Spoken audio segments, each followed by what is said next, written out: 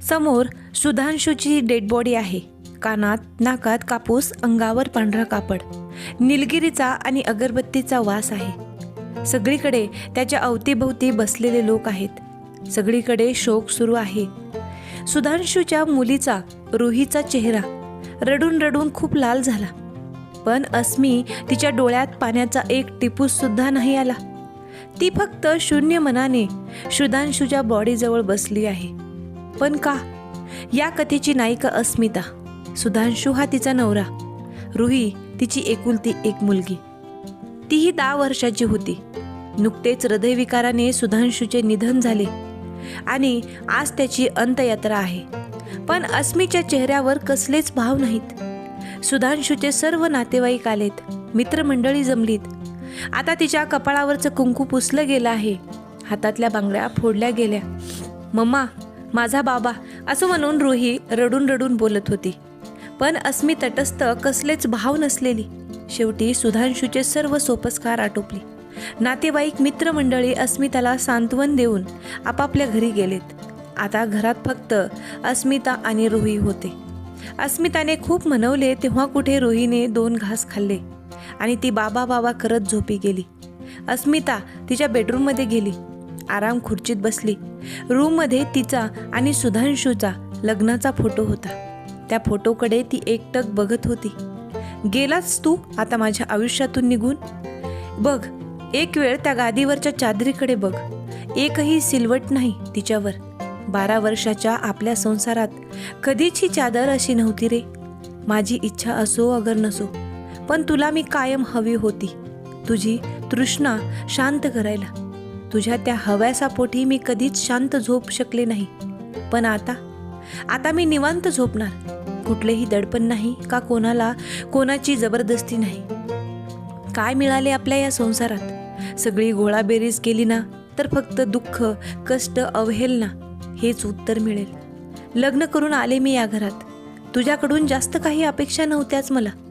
प्रेम नाही, पण किमान सन्मान मिळावा इतकेच. पण तू तेही देऊ शकला नाहीस. तू दिलेल्या जखमा मला कायम रडवायच्या. नंतर त्यांची सवय झाली. मग डोळ्यातले अश्रूच सुकून गेलेत. मग का रडावे मी तुझ्या जाण्याने? का शोक करावा? फक्त समाजाला दाखवण्यासाठी? नाही, मी माझ्या चेहऱ्यावर असे बेगडी वेस्टर्न नाही लावू शकत. तू गेलास, तुझी कमी जाणवेल मला, पण तुझ्यासाठी रडणार नाही कधीच मी. दारावरची बेल वाजली आणि अस्मिताची तंद्री तुटली. अरे बापरे, सकाळ झाली. 6 वाजलेत. दूधवाला आला असेल आता. विचारामध्ये सकाळ कधी झाले कळलेच नाही तिला. अस्मी स्वतःशीच बोलत होती. अस्मिताने दार उघडले. दारावर अडकलेली दुधाची पिशवी तिने घरात घेतली आणि दार बंद केले. बाथरूममध्ये जाऊन तिने शॉवर घेतलं आणि तिच्या रूममध्ये आली. टिकलीचं पाकिट उघडून टिकली लावणार तितक्यात ती थांबली. सुधांशू, तुझ्या नावाचं कुंकू लावायची मी कपाळी. आता तर तूच नाहीस मग, असा विचार करून तिने पाकिट ठेवून दिलं. कपडे बदलण्यासाठी तिने तिचं कपाट उघडलं. मोरपंखी रंगाची साडी काढली घालायला. तितक्यात एक गाठोडं खाली पडलं. तिने ते उघडलं. त्यात तिचे ड्रेस होते, जीन्स होते. त्यावर हळूवार हात फिरवत असताना सटकन तिच्या गालात एक थप्पड बसली. काय अवतार केला आहे हा? काढ तो ड्रेस आधी. माझी इज्जत काय वेशीवर टांगणार आहेस की काय तू? माझी बायको आहेस ना तू? मग मी सांगेल तेच कपडे घालायचे, म्हणजे फक्त साडीच. सुधांशू एकदम रागात होता. अस्मी, अहो पण ड्रेसच तर घातला ना मी. मला साडीत काम नाही जमत. आणि आता तर सगळेच घालतात. घालू द्या ना मला पण. सुधांशूने आणखीन एक तिच्या कानाखाली लगावली. तू माझ्याशी वाद घालतेस? थांब, तू असे नाही ऐकणार, असे बोलला आणि त्याने तिला खेचतच बेडरूममध्ये नेलं. तिच्या अंगावरचे कपडे जबरदस्तीने उतरवले. अहो नको, प्लीज मला माफ करा. नाही घालणार मी यापुढे ड्रेस. द्या ना मला कपडे. अस्मी रडू लागली. आता कशी आली लाईनवर? घे. सुधांशू भेसूरपणे हसला आणि तिच्या अंगावर साडी फेकून दिली. आई रुहीच्या आवाजाने अस्मिता भानावर आली. तिने ते कपड्याचं गाठोडं परत कपाटात ठेवून दिलं. अस्मीने सर्व पटापट आवरलं. रुहीची अंघोळ, तिला नाश्ता करवला, तिची शाळेची तयारी केली आणि तिला शाळेत सोडून आली. अस्मी सोप्यावर बसली तेवढ्यात तिची जिवलग मैत्रीण कविता तिथे आली. "ये ग कविता," अस्मी म्हणाली. "रात्री झोप लागली का एकटीला?" "झोप कुठली ग, अख्खी रात्र जागीच तर होते मी." "अस्मी, नको विचार करू आता. जे झालं ते आपण बदलू शकत नाही. आलेल्या परिस्थितीचा सामना करावाच लागेल ना तुला." मी का विचार करू कविता? सुधांशूचं असणं काय आणि नसणे काय मला काही फरक पडत नाही. जगाच्या दृष्टीने मी आज विधवा झाले, पण माझ्यासाठी तर तो केव्हाच मेला होता. मी समजू शकते तुझी व्यथा, कविता म्हणाली. उलट मी तर आत्ता मुक्त झाली ग, सर्व बंधनातून मुक्त. आज पुन्हा नव्याने जन्मीन मी. अस्मीने तिचे दोन्ही हात पसरवले, दीर्घ श्वास घेतला आणि मंद मंद हसून गोल गोल गिरकी घेऊ लागली. अस्मितेला असे बघून कविताला फार नवल वाटलं, पण ती आनंदी होती अस्मीसाठी. इतक्या वर्षांनी का होईना, पण अस्मी स्वतंत्र झाली होती. "चल अस्मी, मी येते. काळजी घे तुझी आणि रुहीची," कविता म्हणाली. "हो चालेल, येत राहा ग इथे. बरं वाटतं, तेवढे बहिणीला भेटल्यासारखं वाटतं," अस्मी बोलली. कविता निघून गेली. अस्मी पुन्हा सोप्यावर निवांत बसली. याआधी ती इतकी निवांत कधीच नव्हती. आता सुधांशू नाही म्हणजे उत्पन्नाचे साधन नाही. बघू तरी नेमकी किती बँक बॅलन्स आहे आपला. अस्मीच्या डोक्यात विचार आला आणि ती उठली. कपाटातून कागदपत्रांची तिने फाईल काढली. त्यातली एक एक कागदपत्रे ती वाचत होती. जीवन पॉलिसी होती, मेडिकल पॉलिसी होती, रुहीच्या नावाने फिक्स डिपॉझिट होते. शिवाय अस्मीच्या नावाने एक फ्लॅट घेतला होता, जो सध्या भाड्याने दिला होता. अजूनही बरीच इन्व्हेस्टमेंट होती. एकंदरीत सुधांशूने त्यांच्या भविष्याची चांगली सोय करून ठेवली होती. की बरं आहे, मग कोणापुढे हात पसरावे लागणार नाहीत, अस्मी विचार करत होती. पण अजून रुहीचं शिक्षण बाकी आहे, तिचं लग्न करायचं आहे. एवढ्या पैशांनी थोडीच भागणार, काहीतरी करावे लागेल आपल्याला. अस्मी विचार करतच उठली. अस्मीने कपाटात ठेवलेली एक काळ्या रंगाची फाईल काढली. त्यात फाईलवरून तिने हात फिरवला. फाईल उघडली. त्यात तिची सर्टिफिकेट होती. राज्यस्तरीय वक्तृत्व स्पर्धेत प्रथम क्रमांक, जिल्हास्तरीय चित्रकला स्पर्धेत प्रथम क्रमांक, बुद्धिबळ स्पर्धेत जिल्हा स्तरावर निवड, BA कॉलेजमध्ये प्रथम, MA युनिव्हर्सिटीमध्ये द्वितीय, BEd कॉलेजमध्ये प्रथम. एक एक सर्टिफिकेट बघताना तिच्या डोळ्यात अश्रू आले. आपण नोकरी करूया, अस्मीच्या मनात विचार आला. पण तिला लगेच आठवलं सुधांशूला एकदा आपण बोललो होतो की मी नोकरी करू का. हा तू आणि नोकरी. सुधांशू हसतच सुटला. "अहो काय झालं, तुम्ही असे का हसताय? हसू नको तर काय करू? नोकरी करताय म्हणे, आपलं घर आणि मुलीला सांभाळा. एवढं जरी केलं तरी सार्थक होईल आयुष्याचं.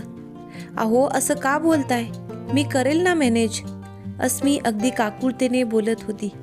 "बस, एकदा नाही बोललो ना मी, पुरे आता हा विषय. चला जेवायला वाढ, नाहीतर उपाशीच झोपतो." भावना शून्य होता सुधांशू. मी मुसमुसून रडत होती, पण सुधांशूला काहीच फरक पडला नव्हता. अस्मीला भूतकाळ आठवत होता. घड्याळात 5 वाजेचे डोल पडायला लागले. तशी अस्मी वर्तमानात आली. अरे बापरे, 5 वाजलेत. रुहीची शाळा सुटण्याची वेळ झाली. तिला घ्यायला जावे लागेल, अस्मी स्वतःशीच बोलली. तिने सर्व कागदपत्रे फाईलमध्ये ठेवले. फाईल कपाटात ठेवून दिली आणि रुहीच्या शाळेत गेली.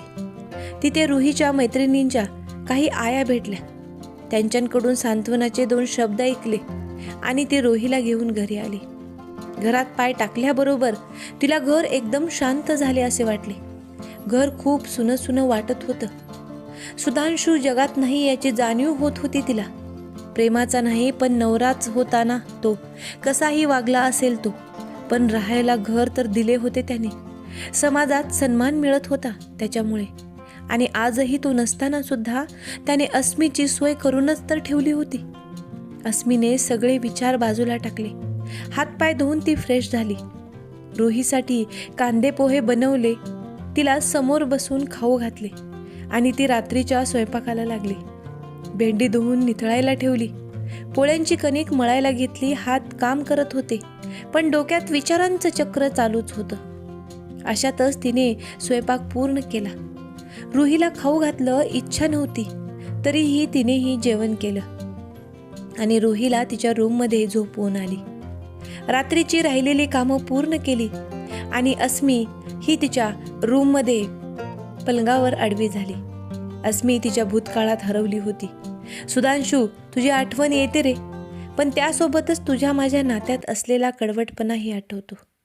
नेहमी तुझ्या मनासारखे तर वागायची मी, पण तुझं कधी समाधान झालंच नाही आणि अपेक्षासुद्धा संपल्या नाहीत. फक्त स्वतःपुरतेच होतं तुझं जीवन. मी माझ्या इच्छा, माझं अस्तित्व काही महत्त्वाचे नव्हते तुझ्या दृष्टीने.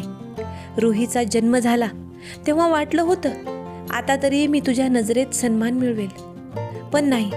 एखादी कामवाली बाई काय आणि मी काय, दोन्ही सारखेच तुझ्यासाठी. थोडी जरी चूक झाली तर किती मोठ्याने ओरडायचास तू. नंतर तर भीतीच वाटायला लागली मला. काही काम करताना तुझा विचार करूनच करायची मी. तू खूप वाईट होतास असं नाही, पण तू खूप मूडी होतास. कधी कुठल्या गोष्टींचा तुला राग येईल सांगता येत नव्हतं, पण तुझ्या त्या मूडी स्वभावात माझी मात्र घुसमट होत होती. पण तुला कसलीच फिकीर नव्हती. बऱ्याच वेळा विचार आला मनात, तुला सोडून द्यावे, डिवोर्स घ्यावा तुझ्याशी, पण माहेरचा विचार करून गप्प झाले. आई एकटीच तर होती तिथे. बाबा वारल्यानंतर तिच्यावरच सगळी जबाबदारी होती. भाऊ लहान, बहिणीचे लग्न बाकी होते अजून. त्यात जर मी सुद्धा माहेरी गेली असते तर त्यांना चांगली स्थळं मिळाली नसती. शिवाय नवऱ्याने टाकलेली बाईला पायपुसणी इतका सन्मानही देत नाही हा समाज. मग काय सहन केलं सर्व माझ्या शिक्षणाचं, माझ्या हुशारीचं काही कौतुक नव्हतेच तुला फक्त तुझ्या गरजा पूर्ण करणारी बायको हवी होती. मग ती हवी नापास की युनिव्हर्सिटी टॉपर, दोन्ही सारखेच. विचार करता करता अस्मीला डोळा लागला आणि ती झोपून गेली. घड्याळाच्या गजराने अस्मिता जाग आली. सकाळची सर्व कामं तिने उरकली आणि तिने कविताला फोन केला. हॅलो कविता, आज घरी येशील का ग? बोलायचं आहे थोडे, अस्मिता म्हणाली. हो ग अस्मी, येते मी घरी. ओके, मग आल्यावर बोलूया, बाय. हो चल बाय. अस्मीने फोन ठेवला. तिने न्यूजपेपर घेतला हातात. कुठे काही नोकरीच्या जाहिराती आहेत का ते चेक करत बसली. 2-1 ठिकाणी तिने मार्करने मार्क केलं. तितक्यात दारावरची बेल वाजली. कविता आली असेल असं म्हणून तिने दार उघडलं. ए ग कविता, बस, मी पाणी आणते. पाणी पीत बोला मॅडम, कशासाठी बोलवलं मला? काही विशेष नाही ग, माझ्या डोक्यात एक विचार आला आहे. कसला विचार? मी नोकरी करायचा विचार करत आहे. नोकरी? हो का, काय झालं? नाही ग, तसं नाही, पण नोकरी मिळवणं इतकं सोपं नाही ग. कळतंय मला, पण काहीतरी करावेच लागेल ना. सुधांशूने काही इन्व्हेस्टमेंट नाही आहे का? नाही अगं, त्याने सगळी सोय केली आहे आमची. घरी बसून राहिलो तरी घर भागेल माझं. मग कशाला नुसती उठाठेव करतेस? कर ना आराम मस्त. इतकी वर्ष आरामच तर केला ना. इतके शिकूनही चूल आणि मूलच करत राहिले. कधी बाहेरचं जग माझ्या डोळ्यातून बघितलंच नाही मी. सुधांशूने ते कधी बघूच दिलं नाही. सुधांशूने जे सांगितलं तेच आणि तसंच स्वीकारलं मी नेहमी. पण आता नाही. आता मला माझं पंख पसरून आकाशात उंच उंच भरारी घ्यायची आहे. क्षितिजाला गवसणी घालायची आहे. माहिती आहे मला माझा मार्ग सोपा नाहीये. मी पडेल, खचेल, पण हरणार मात्र नाही. अस्मिताच्या डोळ्यात एक वेगळीच चमक आली होती. तिच्या बोलण्यातून एक वेगळाच आत्मविश्वास झळकत होता. स्त्रीवरचे बंधन दूर झाल्यावर ती किती आनंदी होऊन जाते हे अस्मितेकडे बघून कळत होते. हो बाई, होऊ दे तुझ्या मनासारखे. कविताने अस्मितेच्या दोन्ही खांद्यांना घट्ट धरलं आणि त्या दोघी खळखळून हसू लागल्या. अस्मिता आता रोजच न्यूजपेपरमधील क्लासिफाईडच्या जाहिराती बघायची आणि चांगल्या वाटणाऱ्या जागांना मार्क करायची. अशीच तिला आज एक जाहिरात सापडली. होम ट्युशन हवा होता. एके ठिकाणी 10 वर्ष वयाच्या मुलीला शिकविण्यासाठी. जाहिरात होती ती. अस्मितेला आवडली. तिने तिथे जाण्याचा विचार केला. सुरुवात करून बघायला काय हरकत आहे. 10 वर्षाची म्हणजे रुही एवढीच तर असेल मुलगी. जोपर्यंत चांगला जॉब मिळत नाही तोपर्यंत ही नोकरी करण्यास काही वाईट नाही. अस्मिता विचार करत होती. अस्मिताने कपाट उघडले. तिने बांधून ठेवलेलं कपड्यांचं गाठोडं काढलं आणि त्यातून एक निळ्या रंगाचा ड्रेस काढला. आरशासमोर उभी राहून तिने तो अंगाला लावून बघितला. निळा रंग माझा फेवरेट रंग.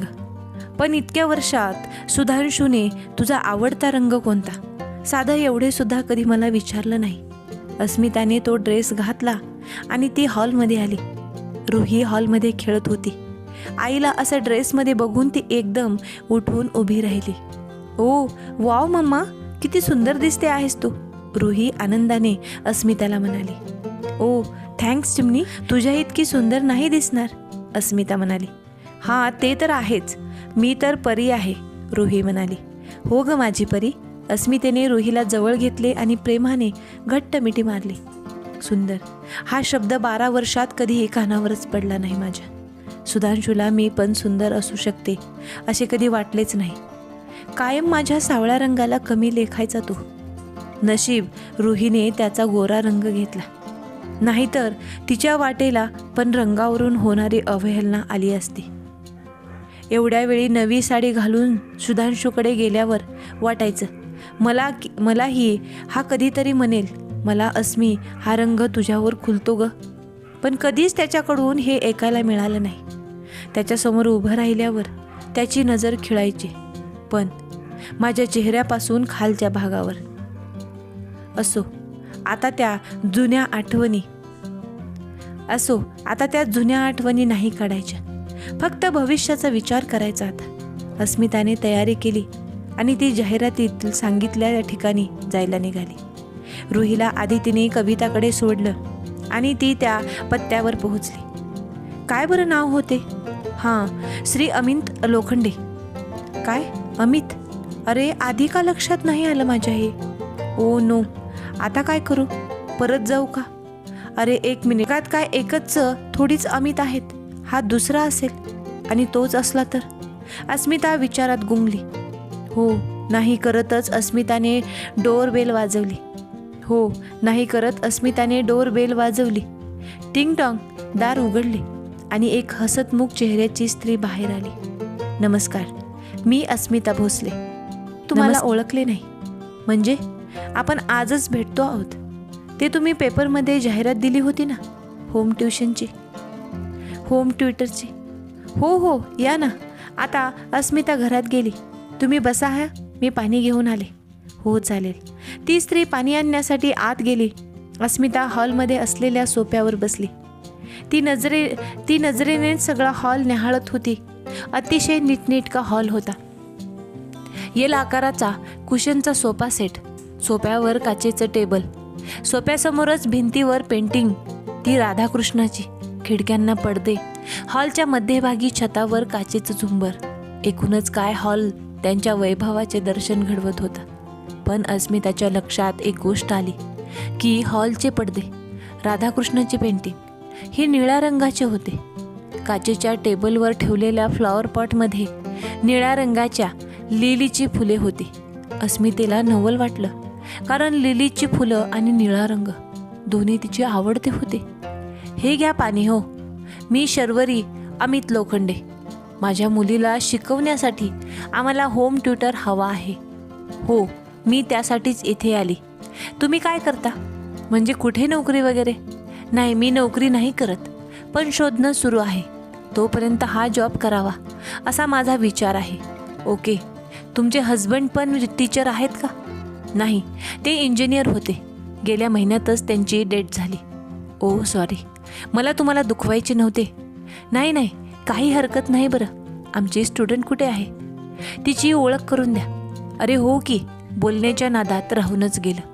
पूर्वा, शर्वरी तिच्या मुलीला आवाज देते.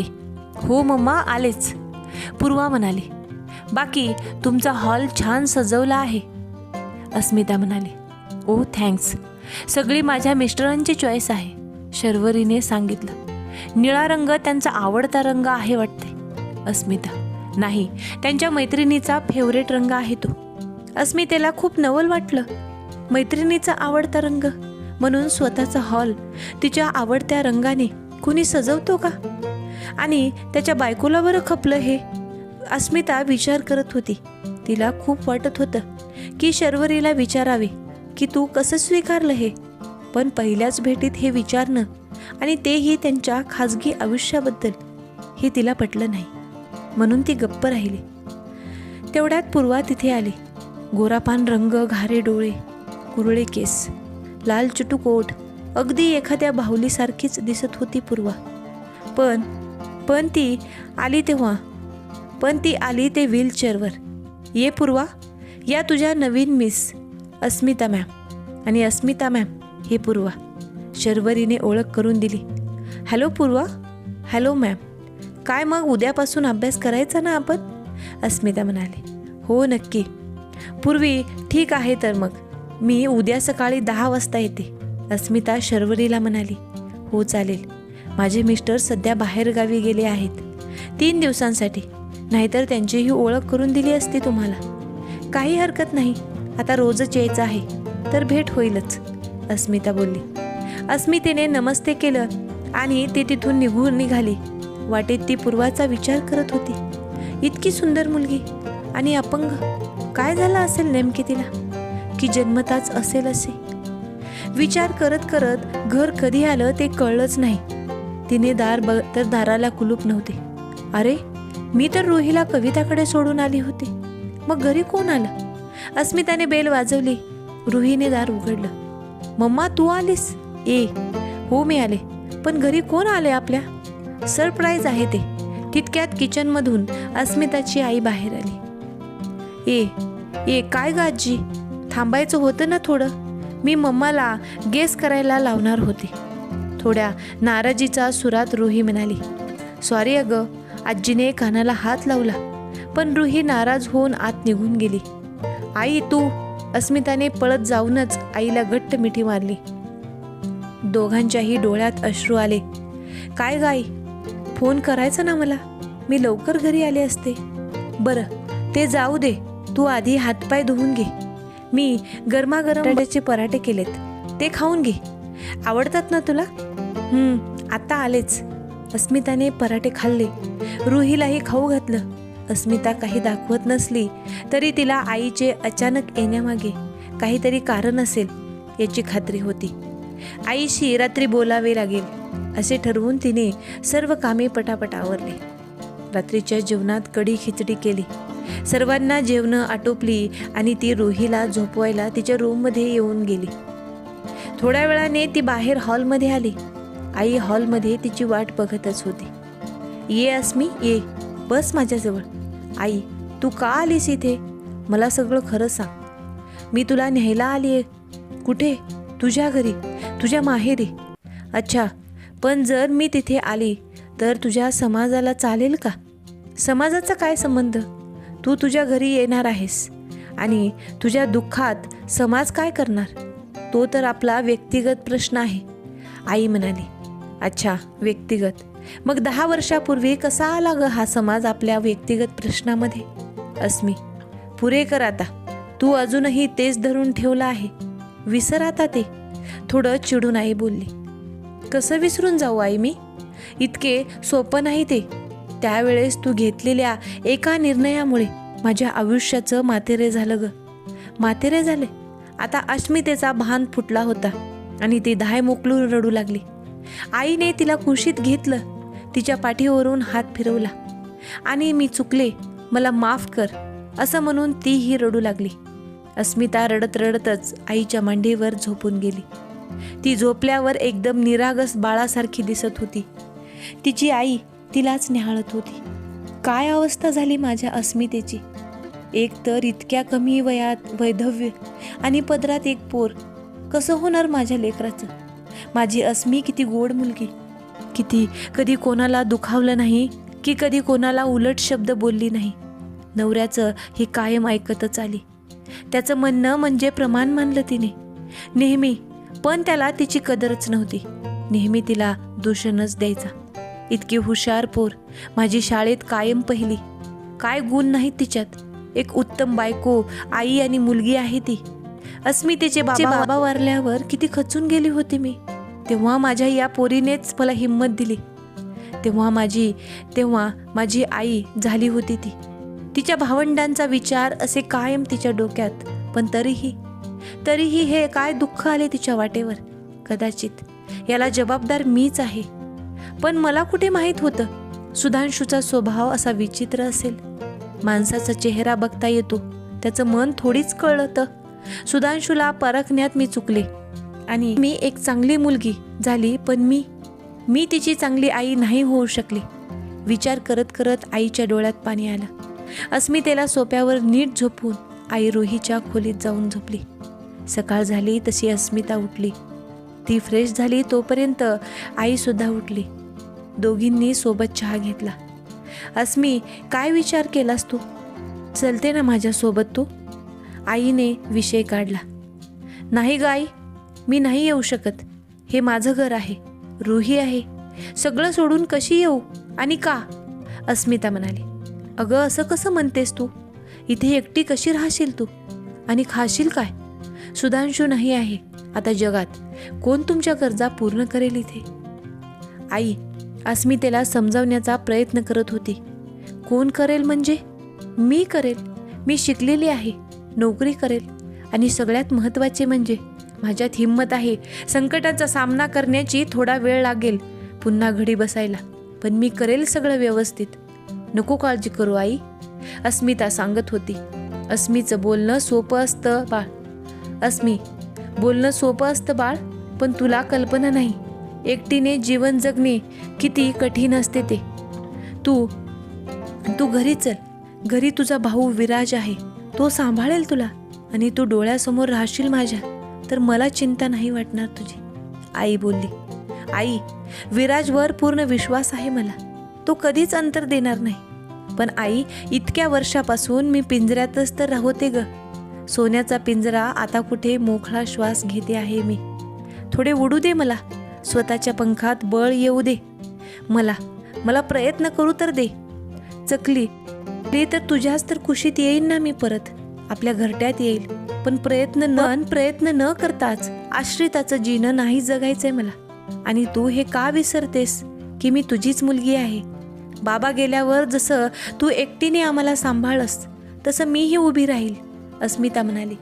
अस्मिताच्या डोळ्यातील एक चमक बघून आईही भारावून गेली. आनंदाने तिचा ऊर भरून आला. तिने अस्मितेला जवळ घेतलं, तिच्या तोंडावरून हात फिरवला आणि ती म्हणाली, होऊ दे तुझ्या मनासारखं, जगून घे तुझं आयुष्य तुला हवं तसं, पण कधीही स्वतःला एकटे नको समजू. तुझी आई, तुझा भाऊ कायम तुझ्यासोबत असेल. गुणी बाळ माझं. आई, असं म्हणून अस्मिताने अजूनच घट्ट मिठी मारली. रुहीला जाग आली. ती तिच्या खोलीतून डोळे चोळतच बाहेर आली. आई, आजीला मिठी मारलेलं तिने बघितलं. हे काय ग आजी, तू आईचे का लाड करतेस? तुझं बाळ तर मी आहे ना, रुही म्हणाली. रुहीला असं बोललेलं अजून अस्मिता आणि आईला हसू आले. हो ग माझी राणी, तूच तर माझं बाळ आहेस. आईने रुहीला जवळ घेऊन आपल्या मांडीवर बसवले. ती पुढे म्हणाली, रुही, तू शहाणं बाळ आहे ना माझं, तुझ्या मम्माचं. मग आपण आपल्या आईला त्रास द्यायचा नाही ना? मग आपल्या आईला त्रास होईल असं आपण वागायचं नाही. नसते हट्ट करायचे नाहीत. ठीक आहे. हो ग आजी, मला कळतंय. आता माझा बाबा नाही ना, मग आई एकटी आहे. मी तिला मुळीच त्रास देणार नाही, हट्ट पण करणार नाही, कारण मी मम्माची परी आहे. हो ना ग आई? रुही अस्मितेकडे बघून म्हणाली. हो माझी गुणी परी, अस्मिता रुहीजवळ जाऊन म्हणाली. तिघींनी एकमेकांना मिठी मारली. अस्मिता आणि आईच्या डोळ्यात पाणी आलं होतं. अस्मिता एकदम भानावर आली. अरे बापरे, आज मला तर पूर्वाला शिकवायला तिच्या घरी जायचं आहे. खूप उशीर झाला.